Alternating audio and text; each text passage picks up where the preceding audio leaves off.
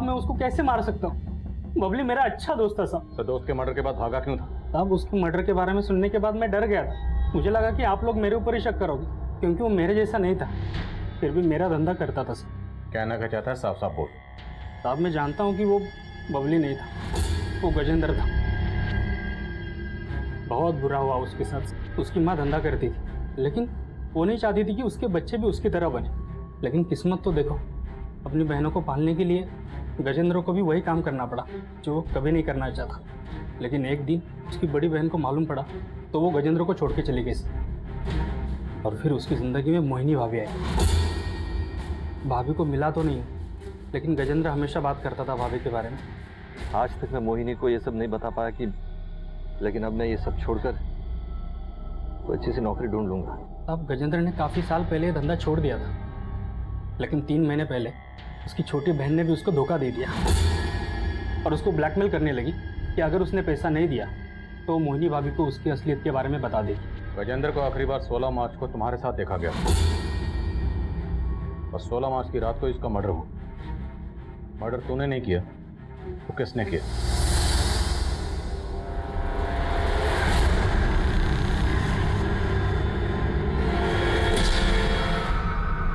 कौन था गाड़ी?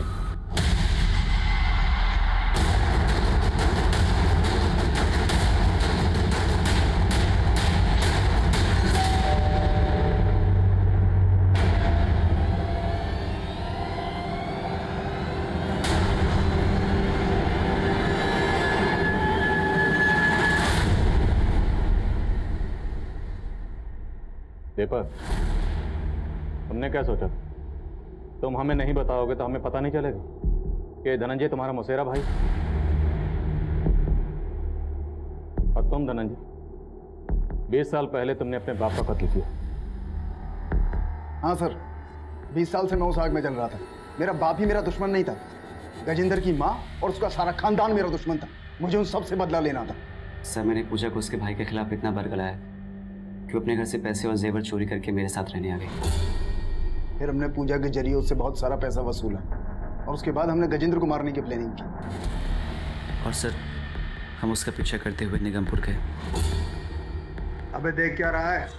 अंदर बैठ, गाड़ी में बात कर रही है तुझसे। हमने उसे सुनसान जगह ले जाके उसकी हत्या कर दी। और सर हमें मालूम था कि गजेंद्र की हत्या के बाद उसकी बीवी का शक पूजा पे ही जाएगा। और मुझे पता था कि पूजा अपनी बहन सीमा के टच में है। और उस दिन पुलिस स्टेशन से घर आने के बाद पूजा कपड़े बदल कर अपनी बहन सीमा से मिलने जा रही थी, लेकिन हमने उसे रास्ते से किडनैप कर लिया। और हमने पूजा का चेहरा इसलिए बिगाड़ा ताकि आपको लगे कि पूजा ने कोई गेम प्लान किया। और फिर हमने गजेंद्र की बीवी को फ़ोन किया और बोल दिया कि गजेंद्र का खून पूजा ने नहीं किया है, बल्कि किसी और ने किया है।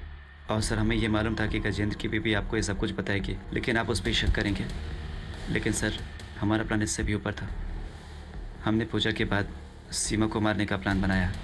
और हमने सीमा को मार के इस तरीके से गायब किया जिससे आपको ये लगे कि सीमा ही अपने भाई बहन को मार के भाग गई। बहुत लंबी प्लानिंग की तुम दोनों ने, लेकिन तुम दोनों ये भूल गए कि कानून के हाथ किसी भी मुजरिम की प्लानिंग से कहीं ज्यादा लंबे होते। दरअसल गजेंद्र की जिंदगी में जुर्म ने उस वक्त दस्तक देना शुरू कर दिया था जब दीपक की शय पर गजेंद्र की बहन पूजा ने उसे ब्लैकमेल करना शुरू किया था। अगर गजेंद्र ने हिम्मत करके सब कुछ सच सच अपनी बीवी को बताया होता और पुलिस की मदद ली होती तो शायद गजेंद्र की बीवी और बेटी को उस सच्चाई से इतनी तकलीफ और पछतावा ना होता जितना वो आप गजेंद्र को खोने के बाद महसूस कर रहे होंगे। अब मैं आदिल खान आपसे इजाजत लेता हूं। आपसे फिर मुलाकात होगी एक और नए केस के साथ। तब तक देखते रहिए क्राइम पेट्रोल। नहीं ओए, क्या हो रहा है? चल। अरे आप लोग आ गए? आओ, आइए आ जाओ। कैसी हो दीदी? हम ठीक है, आओ ना अंदर आओ।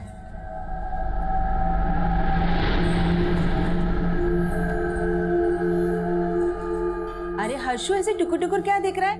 आ इधर देख कौन आया है। आ ना नमस्ते कर, ये तेरी मौसी है। नमस्ते माँ, आपने कभी बताया नहीं इनके बारे में। वो क्या है ना हर्षु, तुम्हारी मम्मी राज छुपाने में एकदम माहिर है। कैसे राज? अरे बेटा कुछ नहीं, इसे जरा मजाक करने की आदत है। इस शहर में इसकी नौकरी लगी है और वो नौकरी तेरे पापा ने ही लगाई है, इसलिए आज से हमारे साथ इसी घर में रहेगी। हर्षु, ये तुम्हारे लिए। नहीं मौसी, रहने दो। अरे ले ले बेटा, इतने प्यार से दे रही है, ले ले रख ले। दीदी, मैं आपके लिए भी कुछ लाई हूँ। हमारे लिए पूरे 75,000 का है। बहुत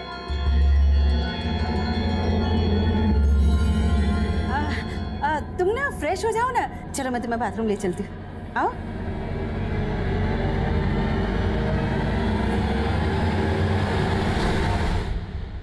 कहाँ थे आप? कब से फोन लगा रहे हैं? सॉरी, वो हमारे मोबाइल की बैटरी चली गई थी। अरे तो पीसीओ से एक फोन कर देते, कितनी टेंशन हो गई थी हमें। आप और मासी ऊपर सो जाइए, मैं पापा का बिस्तर यहाँ लगा दूंगा। नहीं बेटा, वो क्या है ना कि तू रात भर पढ़ाई करेगा तो तेरे पापा को डिस्टर्ब होगा ना। हाँ, तो हम तीनों एक ही कमरे में सो जाते हैं ना। मैं और तेरी मासी बेड पर सो जाएंगे और तेरे पापा नीचे चटाई बिछा के सोएंगे। जी क्यों, ठीक है ना? हाँ ठीक है, तो पढ़ाई कर, चल।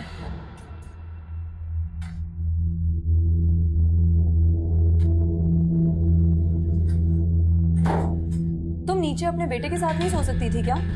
कबाब में हड्डी बनना जरूरी है? नहीं, कोई कबाब में हड्डी नहीं बनूंगी, मैं यहाँ नीचे चटाई बिछा के सो जाऊंगी ना। फिक्र मत कर।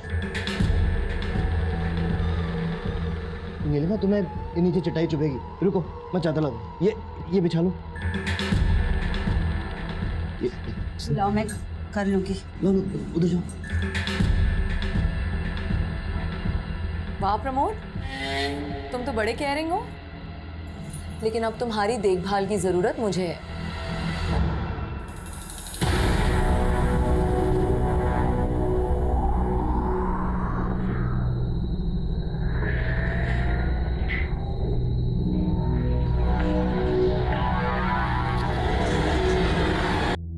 उस वक्त वो औरत के भेष में थे। अब इसके पीछे कोई ना कोई वजह तो होगी। आपको कुछ अंदाजा? मुझे कुछ समझ नहीं आ रहा था, लेकिन पिछले कुछ दिनों से वो बहुत परेशान रहते थे। अजीब अजीब सपने आते थे उनको। सपने? कैसे सपने? उन्होंने कभी बताया नहीं, बस यही बोलते थे कि बुरे सपने बता दो तो सच हो जाते। और वो ये सपने कब से देख रहे थे? पिछले 3 महीनों से साहब, जब से उनकी बहन पूजा उन्हें छोड़कर चली गई। बहन क्यों छोड़ के गई? उसका एक लड़के के साथ चक्कर था साहब। गजेंद्र जी को ये सब पसंद नहीं था।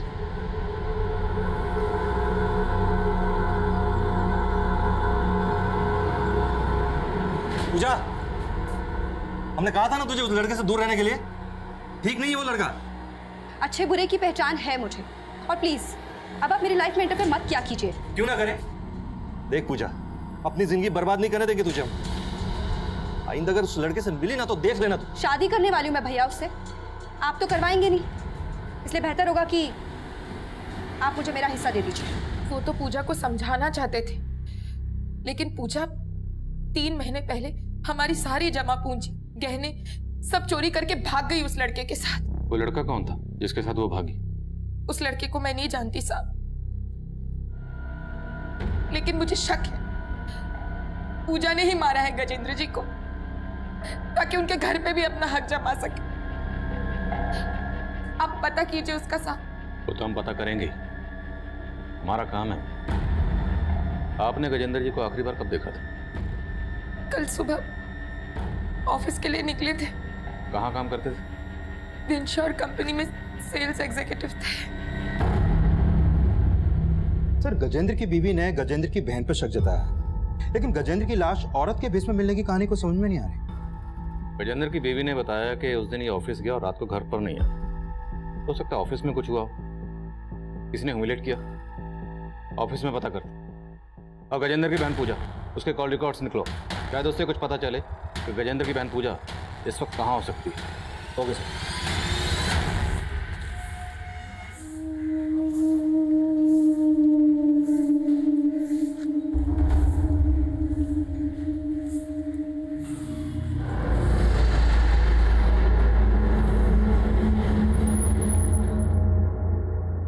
माँ माँ आप वो सीमा मौसी को कहीं और किराए पे लेके रहने को कहिए ना, उनके रंग ढंग अच्छे नहीं लग रहे। ये कैसी बातें कर रहा है तू? क्या बात है? आप जब कल घर पे नहीं थी ना, तो आपको पता है क्या हो रहा था? क्या हुआ?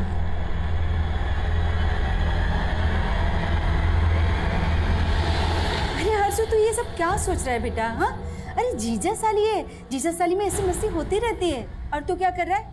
पढ़ाई छोड़ के इन सब में ध्यान दे रहा है। सिर्फ पढ़ाई पे ध्यान दे, समझा मेरी बात?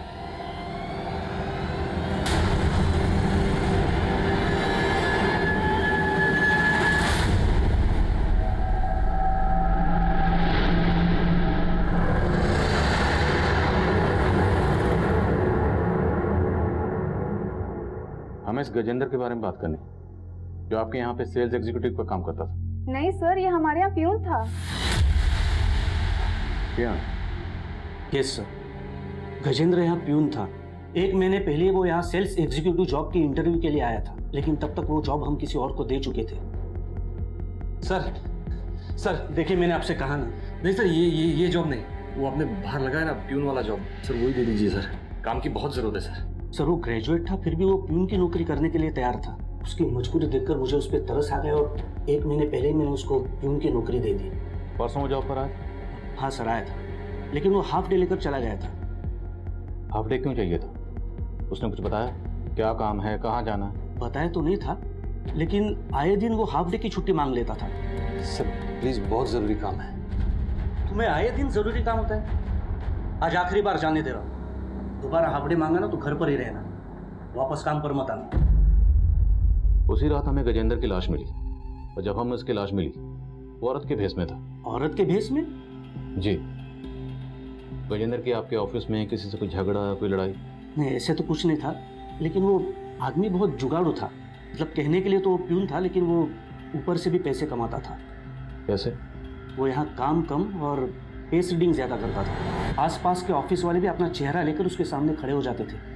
वो फेस रीड करके उनके प्रॉब्लम्स का सॉल्यूशन बताता था और उसके बदले में दक्षिणा लेता था। क्या पता सर, ऐसे ही क्लाइंट्स उसके बाहर भी हो और वो हाफ डे लेकर उन्हीं से मिलने जाता होगा। गजेंद्र ने जिस डेट को हाफ डे लिया था, मुझे इनकी डिटेल चाहिए। Okay sir.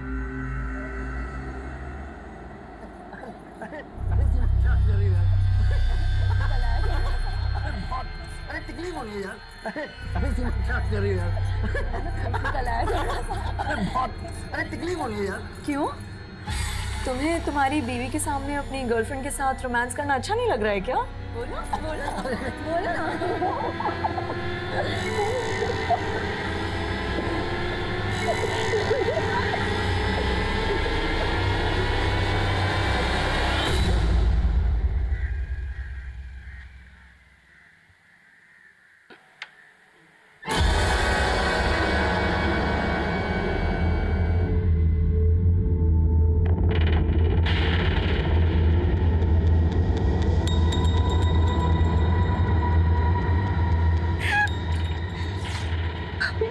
भाभी ये सब कैसे हो गया भैया के साथ?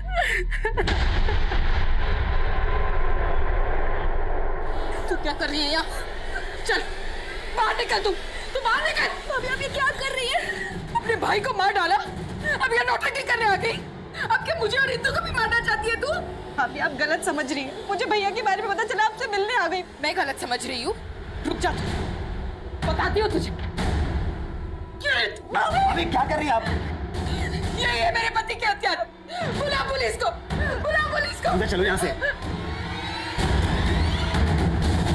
सर मैंने गजेंद्र की बहन पूजा के कॉल रिकॉर्ड चेक किए। सर 3 महीने पहले जब पूजा का फोन बंद हुआ तो पूजा के फोन से एक दीपक नाम के लड़के को बार बार कॉल हो रहे थे। सर ये है वो दीपक। हो सकता है लड़का दीपक वही हो जिसके साथ गजेंद्र की बहन पूजा ने भागकर शादी की थी। लेकिन सर गजेंद्र के कॉल रिकॉर्ड में दीपक के ही नाम से रजिस्टर्ड एक और नंबर मिला है जिससे गजेंद्र को पिछले 3 महीने से लगातार कॉल हो रहे थे। और मैंने चेक किया कि गजेंद्र का फोन ऑफिस के बाद अक्सर निगमपुर में एक्टिव रहता था, और जिन दिनों गजेंद्र ने ऑफिस से हाफ डे लिया था तब भी उसका फोन निगमपुर में ही ट्रेवल कर रहा था। और सर जिस रात गजेंद्र की रजिस्टर्ड है। सर गजेंद्र की बहन अभी भी अपने पति के साथ गजेंद्र के घर आई है, और सर गजेंद्र की बीवी का उसके साथ काफी झगड़ा हुआ।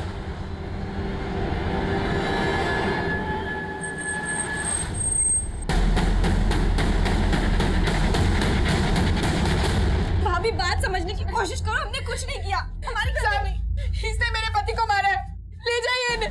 सर हम लोगों ने हमने कुछ नहीं सर हमारी बात तो सुनिए। ऐसा झूठ बोल रहे थे, इन्होंने मारा था।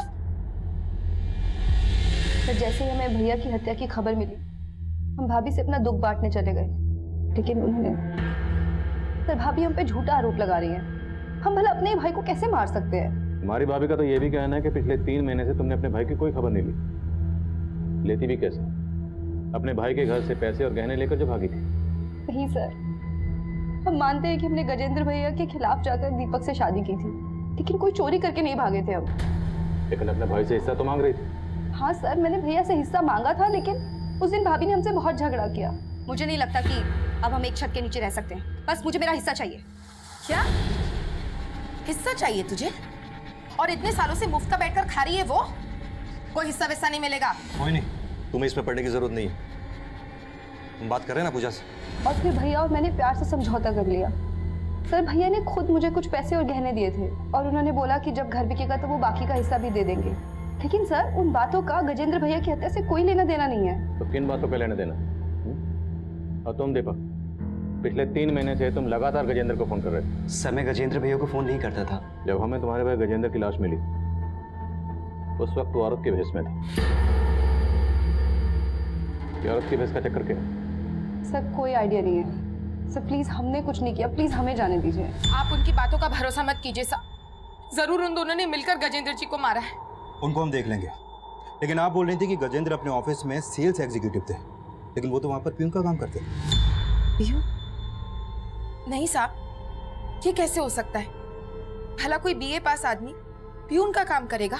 लेकिन हमने कंफर्म किया है, गजेंद्र अपने ऑफिस में प्यून ही थे, और उनके ऑफिस से ये भी पता चला है कि वो वहाँ लोगों की फेस रीडिंग करके उनसे दक्षिणा मांगते थे। क्या वो भूत भविष्य बताने का भी काम करते थे?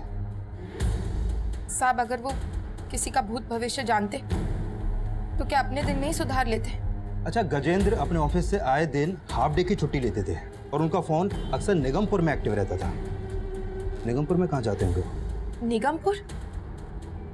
मुझे इस बारे में कुछ नहीं पता साहब। और आधे दिन की छुट्टी लेकर तो वो कभी घर नहीं आए, उल्टा ओवर टाइम करते थे, रोजाना घर लेट आते थे। उनके ऑफिस वाले झूठ बोल रहे साहब। लेकिन मैं दावे के साथ कह रही हूँ, उनकी हत्या पूजा ने ही की है, और उनका औरत के भेष में मिलना ये भी उसी का कोई षड्यंत्र है। ये सब क्या चल रहा है माँ? वो औरत पापा के साथ आपके सामने? माँ ये सब क्या चल रहा है? माँ आप कुछ बोलती क्यों नहीं है माँ? वो औरत हमें ब्लैकमेल कर रही है। ब्लैकमेल? किस बारे में ब्लैकमेल कर रही है माँ? कुछ मत पूछ बेटा, जैसा चल रहा है ना वैसा चल रहे थे। समझ ले, तेरे माँ बाप मजबूर है।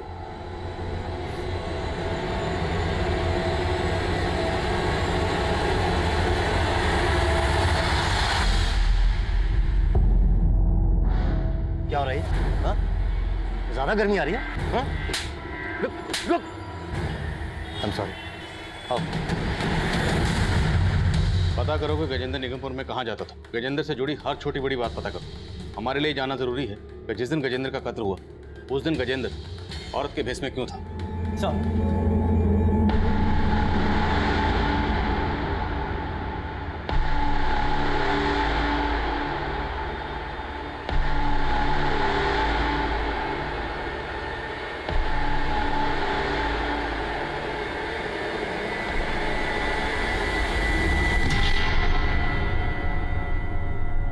क्या हुआ पूजा? अरे पूजा, तुमसे बात कर रहा हूं मैं। पूजा क्या हुआ, इतनी चुपचाप क्यों हो तुम? और क्या चल रहा है तुम्हारे दिमाग में? हाँ, तुम्हारी भाभी की वजह से पुलिस तुम्हारे साथ साथ मुझ पे भी शक कर रही है, और तुम हो कि भाभी का तो काम है ना शक करना, लेकिन तुम? मेरा क्या? कुछ नहीं।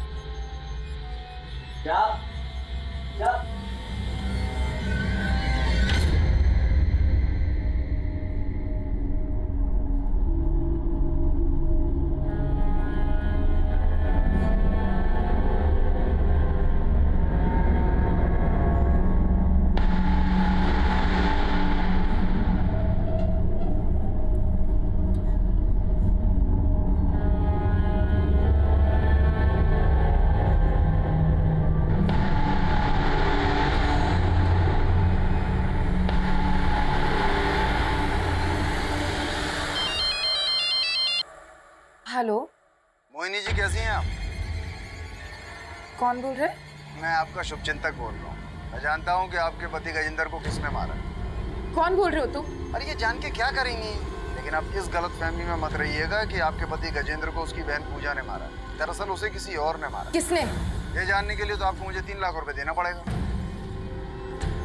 गजेंद्र के कातिल का पता बताने के लिए किसी ने आपसे 3 लाख रुपए मांगे? हाँ साहब, मुझे तो लगता है ये पूजा की कोई चाल है। लेकिन जिसने आपको कॉल किया वो कौन हो सकता है? पता नहीं साहब। जिस नंबर से आपको कॉल आया था वो नंबर दीजिए। हाँ वर्मा। सर, गणेश नगर में जहाँ पूजा का फोन बंद हुआ था वहाँ एक लड़की की लाश मिलने की खबर मिली।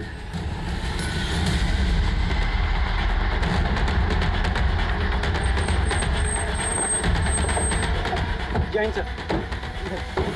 सर, लाश के पास से ये पूजा शर्मा नाम की आईडी मिली।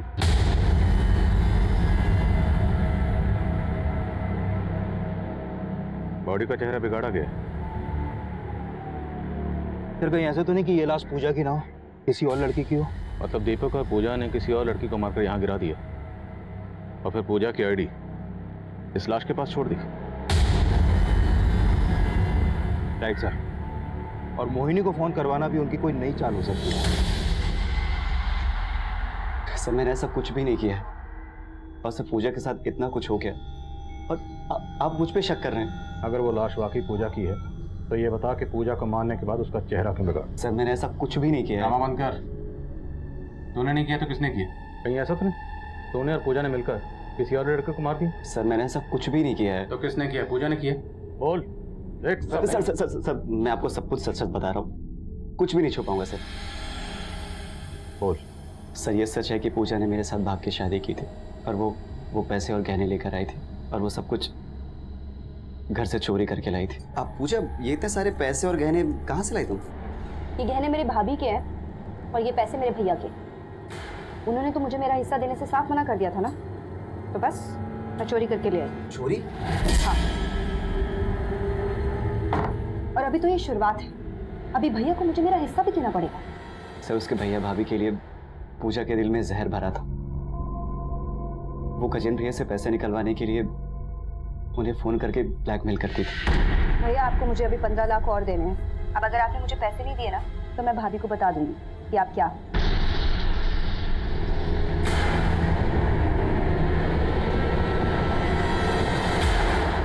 ऐसा क्या था जिसकी वजह से पूजा अपने भाई गजेंद्र को ब्लैकमेल कर रही थी? सर, वो तो मुझे नहीं मालूम है।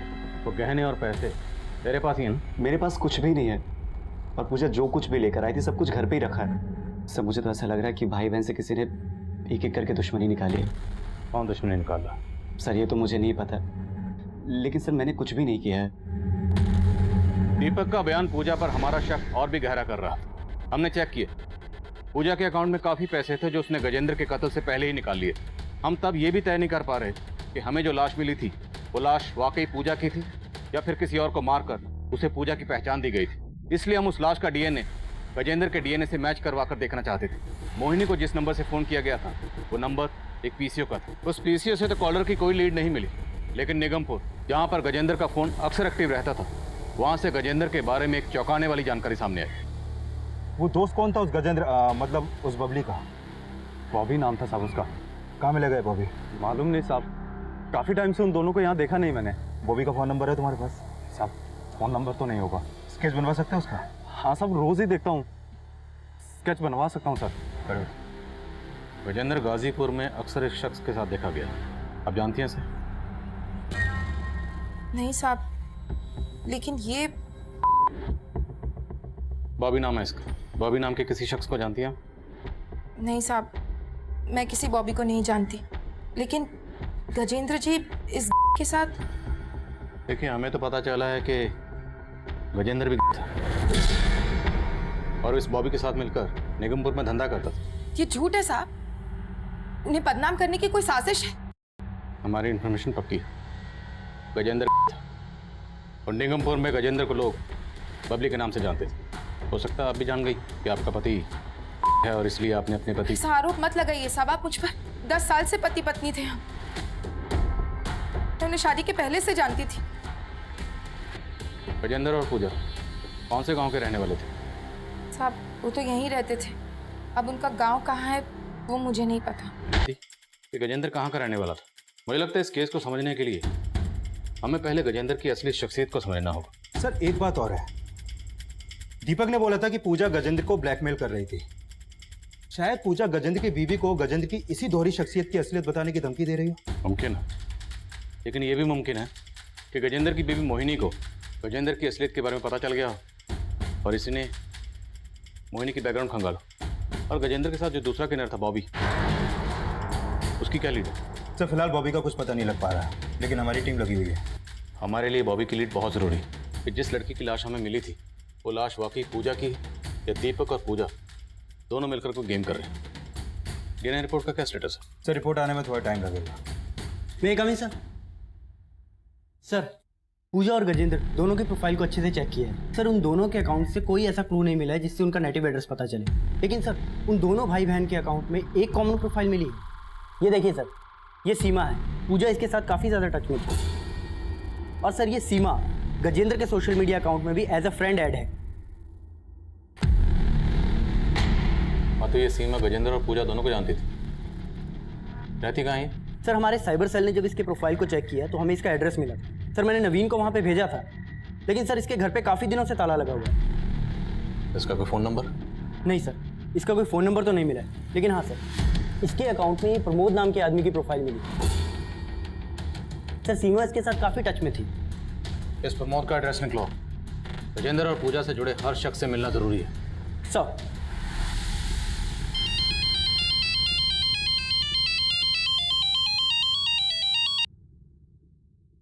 हेलो। कैसी हो मोहिनी जी? मेरे 3 लाख रुपए का इंतजाम कर दिया आपने?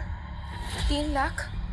अरे मैंने आपको बोला था ना कि आप मुझे 3 लाख रुपए देंगी तो मैं आपको बताऊंगा कि आपके पति को किसने मारा है। पर तुम हो कौन? फिर वही सवाल, अपने पति के कातिलों को फांसी नहीं चढ़वाना क्या आपको?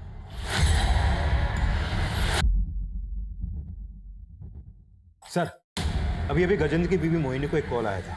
उसका फोन हमारे सर्विलेंस पे था, इसलिए उनके बीच में जो भी बातें हुई हमने रिकॉर्ड कर लिया। चलो। ये मोहिनी जी, हमें मालूम है आपको अभी फोन आया था। मुझे भी कुछ समझ में नहीं आ रहा, वो कौन आदमी है जो बार बार फोन करके ये सब बोल रहा है? मोहिनी जी, ये जो कोई भी है आपकी जान पहचान का ही है। हमें जानने वाला? जी। आपको आइडिया है ये कौन हो सकता है?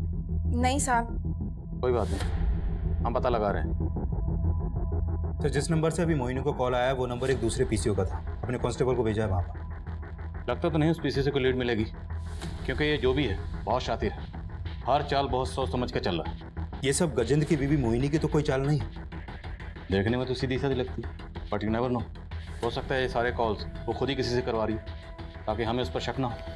देखते हैं। सर सीमा जिस प्रमोद नाम के आदमी के साथ टच में थी उसका हमने सोशल मीडिया अकाउंट से एड्रेस निकाल लिया। गुड।